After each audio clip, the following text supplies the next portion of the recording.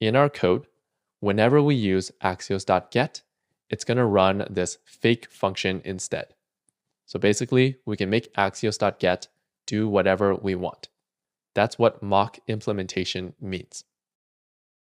So remember, we can give axios.get some values.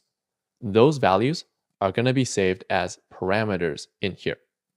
So the first value we give to axios.get is the URL path. So in here, our fake function will also get the URL path. Next, inside our fake function, let's check if the URL path is equal to the string /API/products. So for the URL path /API/products, usually the backend returns all the products in an array. But in our test, we don't really need all the products. So let's just return 2 products to test with. So in here, we'll just return 2 products. Now, whatever we return from this fake function should match what axios.get normally returns.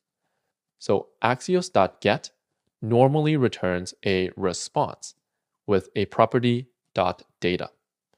So in our test, this mock implementation should also return an object with a property data. And normally, response.data is an array of products. So in our test, our data property should also be an array. So basically, in this fake function, we should match what axios.get normally returns. And this makes sure that the rest of the code still works with our mock. So now in our test, let's just return 2 products to test with. To find 2 sample products, we can go back to the starting code folder and the data and the products.js. And here, let's just collapse the first 2 products and we'll select them and copy. And inside the homepage test, we're going to paste. So now in our tests, axios.get will return these 2 products. Now there's one more thing we need to do, which is remember that axios.get normally returns a promise that we have to await. So in our test, we should also return a promise. To make this return a promise, we can wrap this value in promise.resolve like this. Or an easier way to do this is to make this function async. So remember that async makes a function return a promise.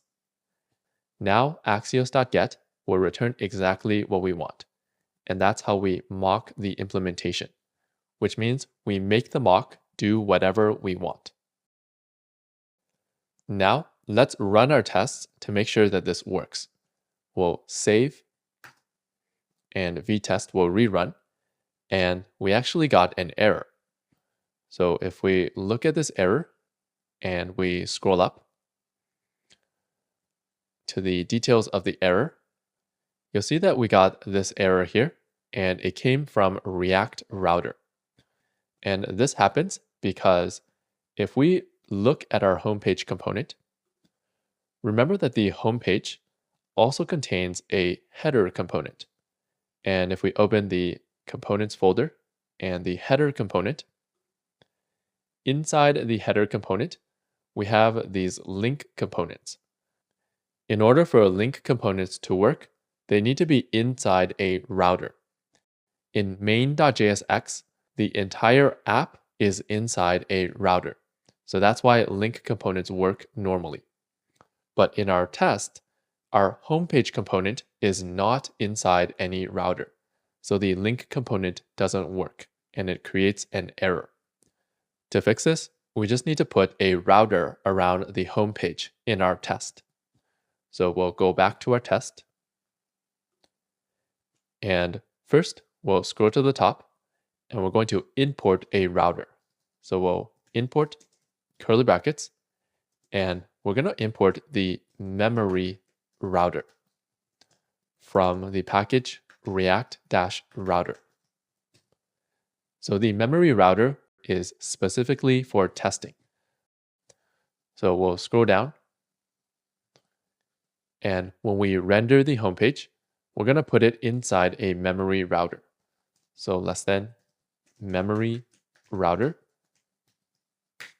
And we'll select the homepage and cut. And in here, we'll paste. And we'll fix the indenting. And now if we save, the link components are inside a router, and now our tests should pass. Now let's check if the homepage displayed the products correctly. So after we render this homepage, because we mocked Axios to return these two sample products, there should be two products on the page. Let's add a test ID to these elements so we can get them in our test. In the product component, we're going to scroll up to the top of the HTML, and we're going to find the product container. And we're going to add the attribute data-test ID equals a string, the product-container, and save. And in our test, we're going to look for the test ID using screen.getAllByTestID and brackets and the test ID product-container. So we use all here because we're going to have multiple products on the page. So we're going to get multiple product container elements. However, there's actually a problem here. When the homepage is first created, the products are empty, so there will not be any products on the page. And we need to wait for the homepage to run useEffect and load the products, and then update the state. So to wait for homepage to finish loading, in our test, we're going to use a different method called findAllByTestID. So find does the same thing as get, but it will wait until it finds this element. So this is useful when our component needs to load something, and we need to wait for it to load. Now, because this code is waiting until it finds these elements, this code is asynchronous, and it returns a promise. So we're going to wait for this code to finish using await. And again, to use await, we need to be inside an async function. So now this will wait until it finds these product containers. And then let's save these in a variable using const product containers equals this result. And now we can check this result to see if it was displayed correctly. So down here, let's check if we have two product containers on the page. So we can expect brackets the product containers dot length dot 2b2. So this gives us an array of elements, and we're just checking if the length is equal to 2.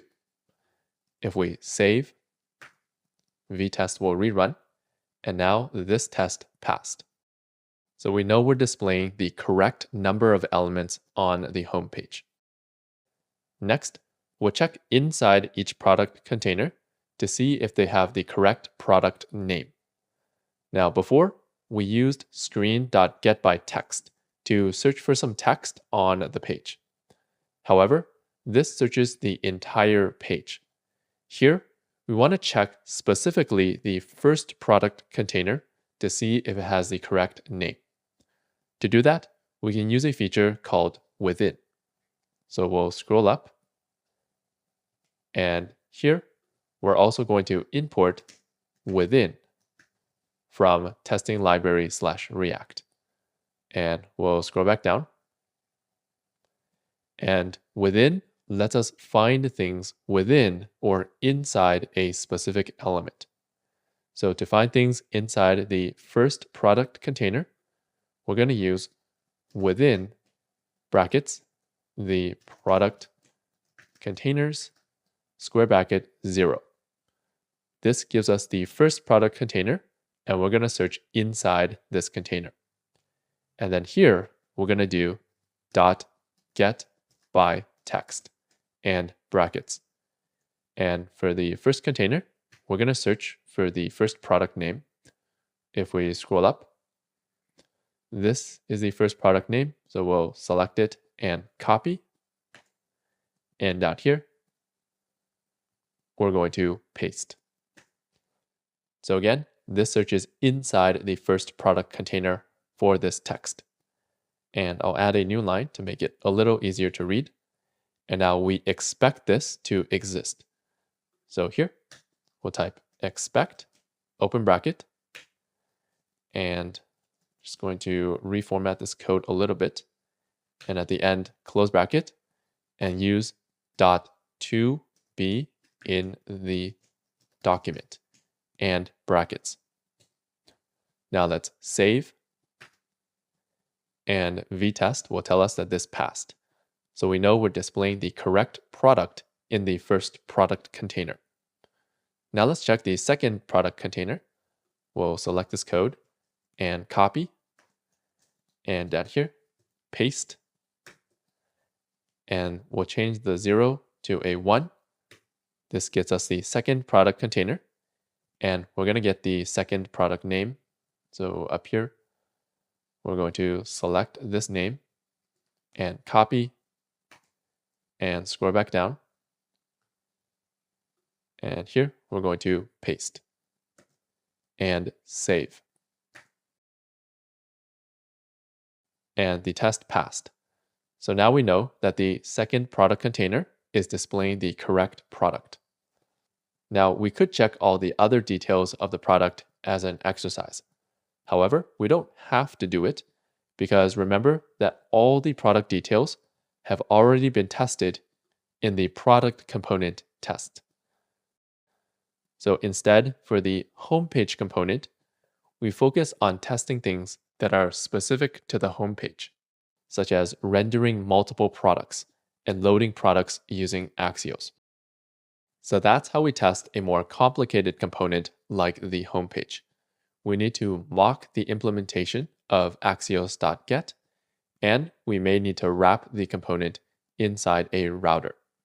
I'll leave adding more tests for the homepage as an exercise. So now let's save to Git.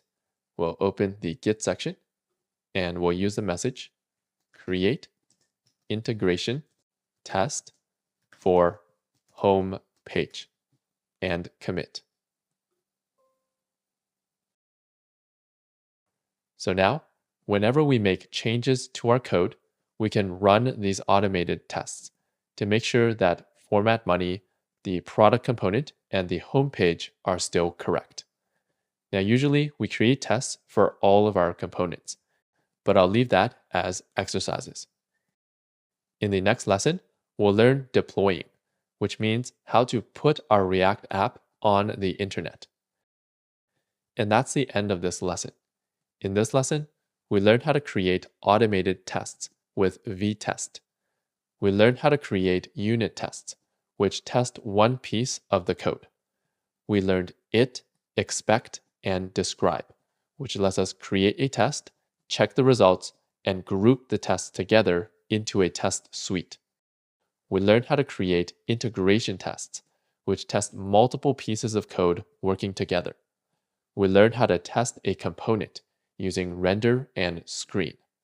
We learned how to create a mock, which is a fake version of a function or a package. And we learned how to mock the implementation, which means we make a mock do whatever we want. Here are some exercises to help you practice what we learned in this lesson.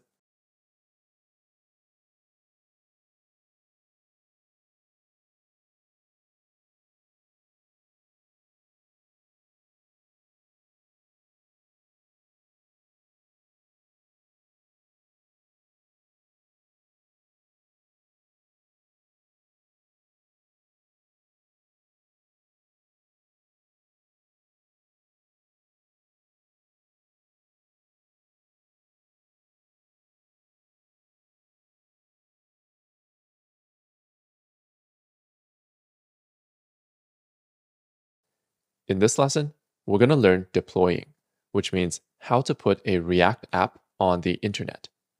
So there are many services we can use to deploy. In this lesson, we're going to use AWS, or Amazon Web Services. AWS is the biggest service for putting websites on the internet. Most big tech companies use AWS, so it's the most useful to learn for your career. So AWS stands for Amazon Web Services. It's a collection of services that help us put stuff on the internet. And AWS has a free tier where we can use many of their services for free using some credits. So let's click this link in the description, go to lesson 10, and here we have a link to AWS. Now, before we begin, AWS might change their website design in the future. If you have any issues, please check this AWS troubleshooting guide here. Now let's get started with AWS. We'll click this link to open AWS, and the free tier is free for new accounts. So we're going to create a new AWS account. If you don't see this, you can also click Sign In, and then scroll down and click Create a new AWS account. Before we continue, because AWS is the biggest web service, it has to follow a lot of security and compliance regulations. So even though it has a free tier, it will ask you for a credit card, billing address, and phone number when signing up. If you're unable to provide this information, please check the AWS troubleshooting guide in the description. However, I still recommend at least watching this tutorial to see how AWS works, since it's the most useful for your career. So here, we'll enter our email address for logging in. So for me, I'll use this email. And then we'll go through the rest of the sign up process.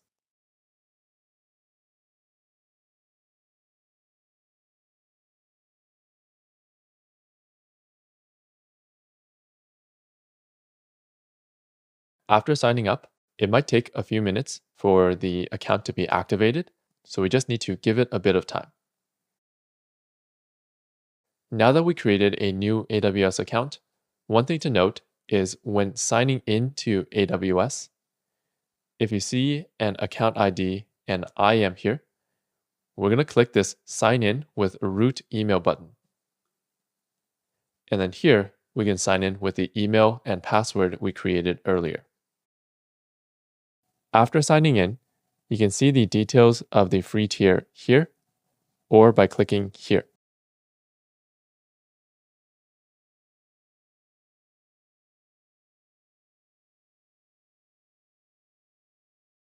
After we sign in, we're going to land on this AWS dashboard. So as I said, AWS is a collection of services that help us put stuff on the internet.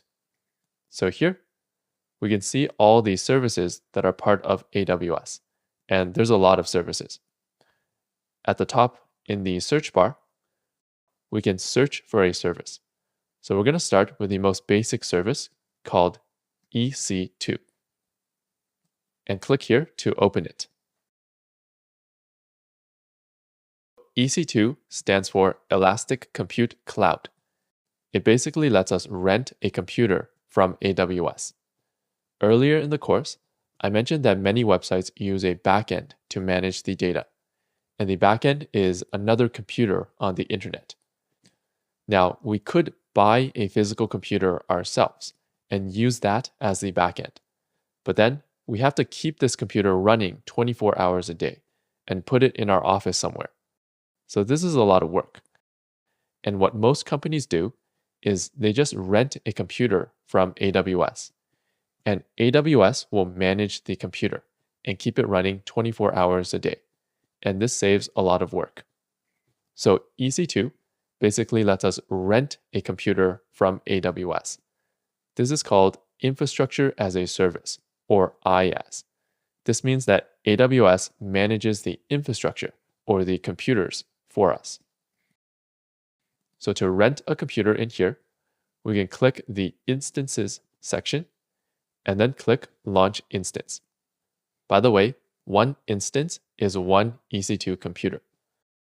However, we're not going to use this because there's still some problems with this process.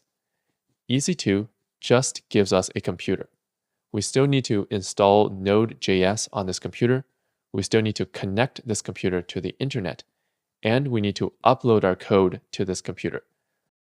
So even though AWS manages the computer, there's still a lot of manual work we have to do. To solve this problem, AWS provides another service. At the top, we're going to search for Elastic Beanstalk and click here to open this service. You can think of Elastic Beanstalk as a layer on top of EC2.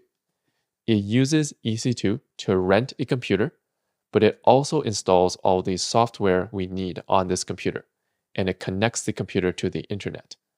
So Elastic Beanstalk also does all the software setup for us.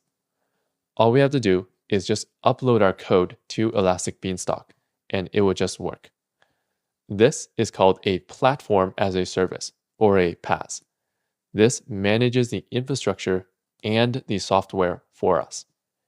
If you want to learn more about these concepts, you can check out my backend overview video in the description. Now that we have an overview of AWS and some of the services we can use, let's learn how to use Elastic Beanstalk. Now, Amazon might change the design of these pages in the future. If you run into any issues, make sure to check the AWS troubleshooting guide in the description. We're going to start by creating an application, or we can click here, click Environments, and Create Environment. And on this page, we're going to select a web server environment, and we're going to give a name to our application. So let's just use e-commerce-project-react. And we can use the default values for this section. And we'll scroll down. And for the platform section, we're going to choose the technology we want to use here. For us, we're going to use Node.js. And down here, we'll just use the sample application. We can upload our own code later. And we'll scroll down. And here, we'll choose single instance. If you see free tier eligible, pick that one. Otherwise, just pick the single instance. And then here we'll click Next. And here we need to create a role.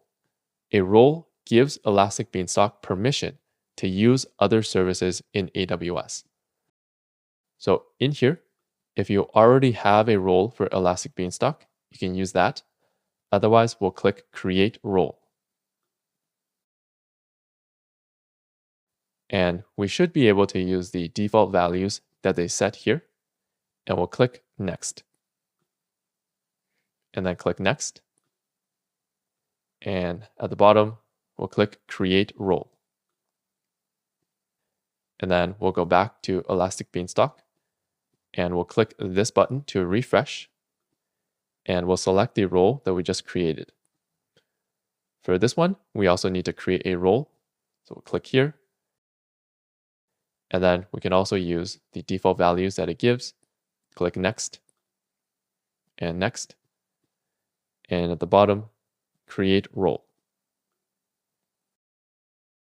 And we'll go back and refresh and select the role that we just created. And we can keep this as blank. And we'll click Next. For the networking and database settings, we can just use the default values here. So we'll scroll down and click Next. And for the instance settings, we're going to scroll down and find the section called Capacity. And down here, we're going to scroll down. And we're going to find a section like this called Instance Types. And it has a drop down here.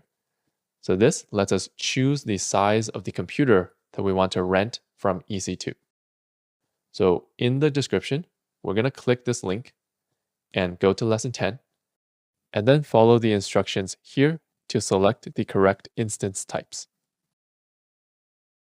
So now we'll scroll down and click Next.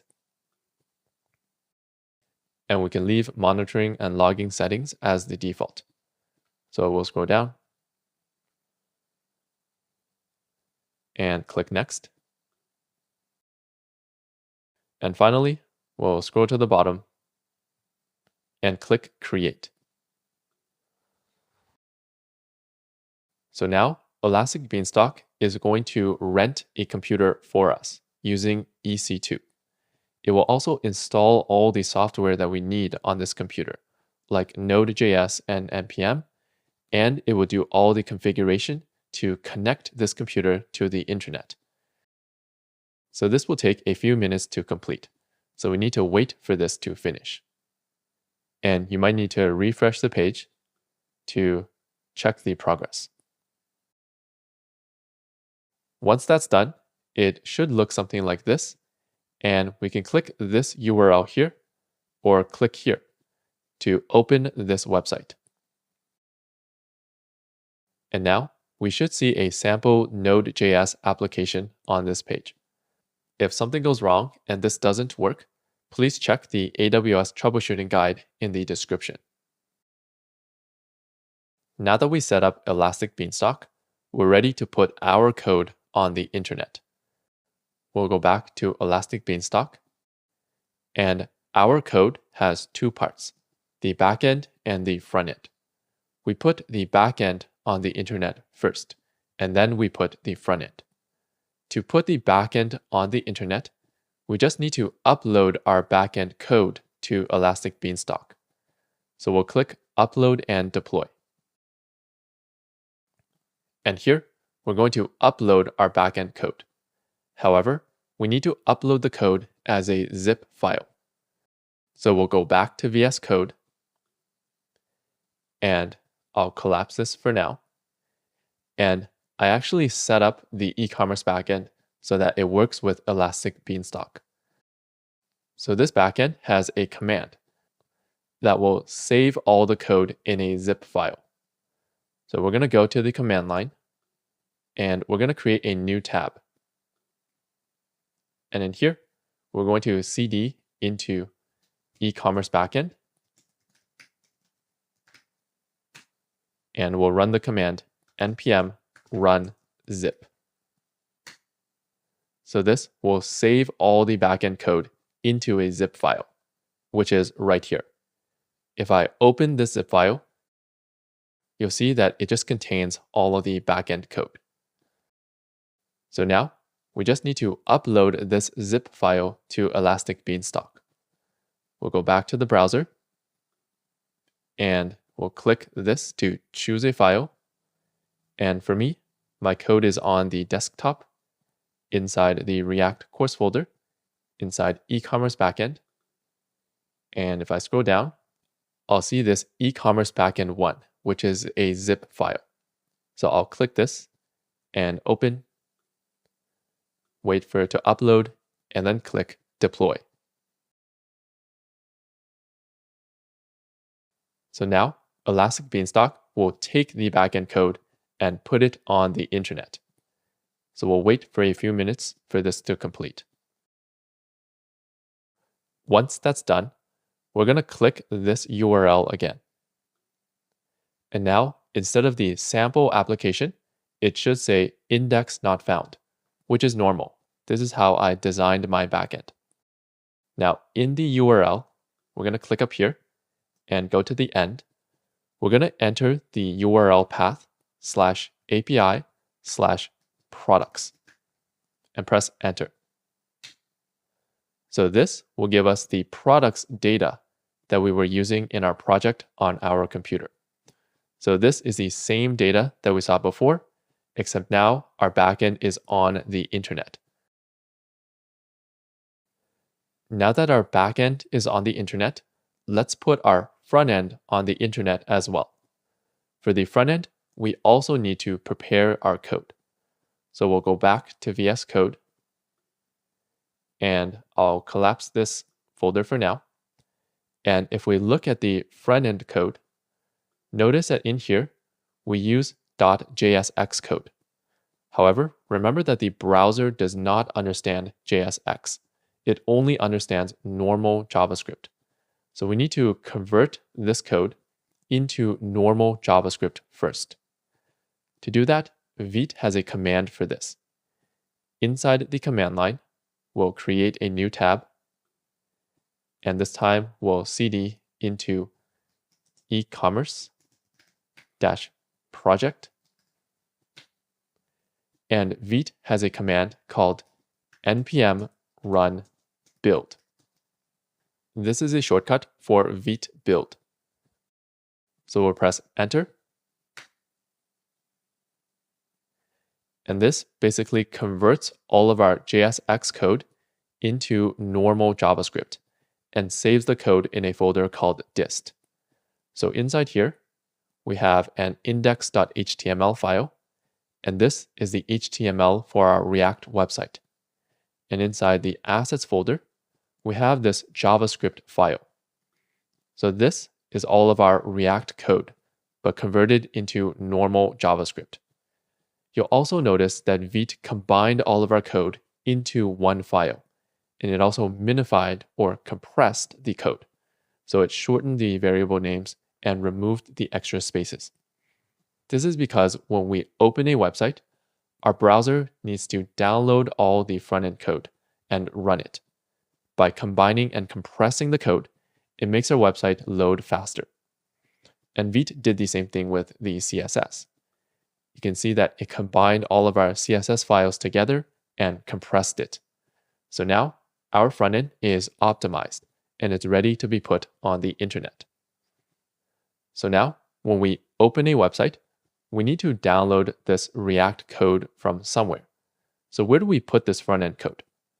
So we could put this in another service like GitHub Pages, and then when we visit the website, our browser will download this front end code from there. However, notice in our current setup that we already have this backend computer that's running in Elastic Beanstalk. So we can just reuse this backend computer. We can put our React code into the backend computer, and our browser will download the React code from the backend computer.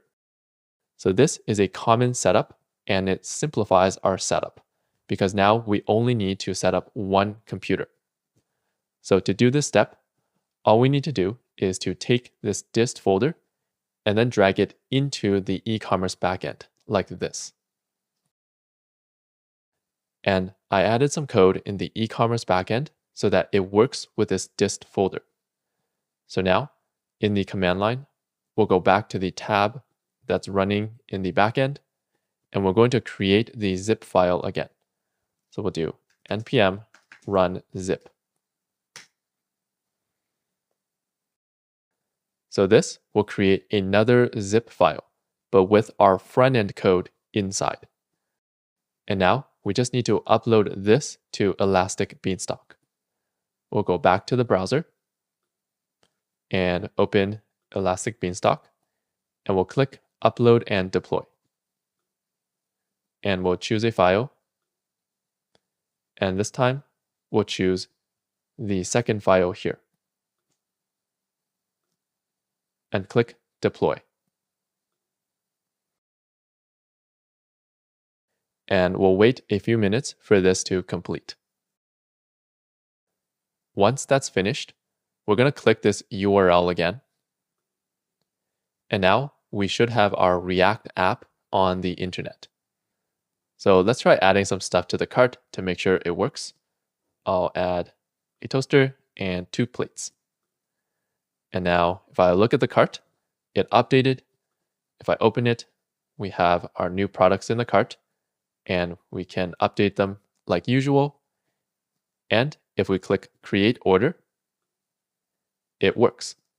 So everything is working the same as on our computer, but this React app is now on the internet. If we go back to the home page, I'm going to give you an overview of how this works. So visually, this is what's happening. First, we put our backend on the internet, so the backend is running on a separate computer. And then we put our front-end code in the backend computer. And I set up some code in the backend so that when we visit the website using the URL path /, the backend sends back the React code to our computer. So now we have the React code running on our computer, and it communicates with the backend running on another computer. So this is how a real-world React app works. When we're developing, the front end and the back end run on the same computer because it's easier for development. But when we put the React app on the internet, the front end code runs on our computer and the back end code runs on another computer. Next, we can add a shortcut to Vite to make this process a little easier. We'll go back to VS Code and we'll go to the e-commerce project folder, which is here. So remember that we created a dist folder and then manually dragged it into e-commerce backend. We can configure Vite to put the dist folder in e-commerce backend directly. We're going to scroll down to vite.config.js. And in this configuration, at the bottom, we're going to add a property called build, colon, curly brackets. And in here, we'll use a property out, capital D, dir, colon, and a string. So this tells Vite where to put the dist folder. So we want to put it inside the e-commerce backend folder. So we'll give it .. to go out of e-commerce project and then into e-commerce -backend/dist and save. So now if we go into the backend and we right click and delete this dist folder and then run npm run build, so in the command line, we'll open the tab that's running in the e-commerce project and then run npm run build and press enter.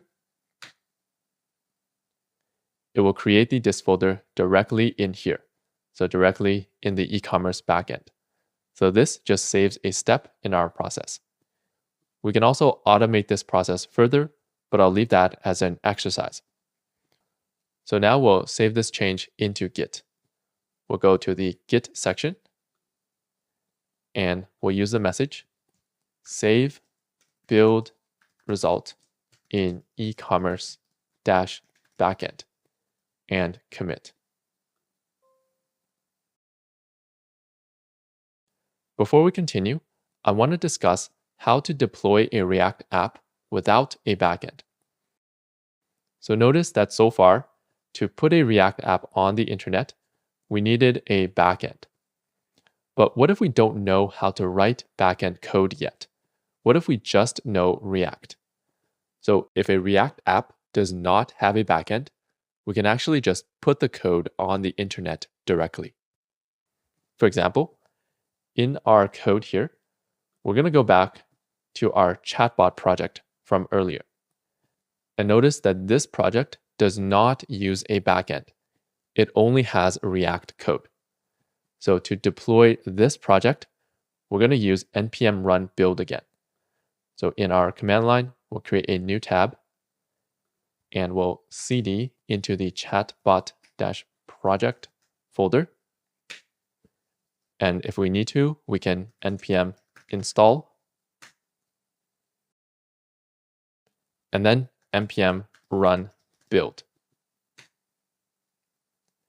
And this will convert all the React code into normal JavaScript and save it in a dist folder again. So notice that inside the dist folder, we actually just have normal HTML, CSS, and JavaScript code. So this is actually just an HTML website. And we can actually upload this code to any service that puts an HTML website on the internet.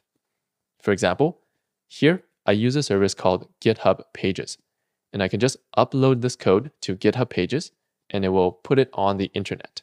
No backend knowledge required. To learn more, you can actually follow the same steps as my video, how to put a HTML website on the internet. However, make sure you do the exercises in this lesson first, since there's still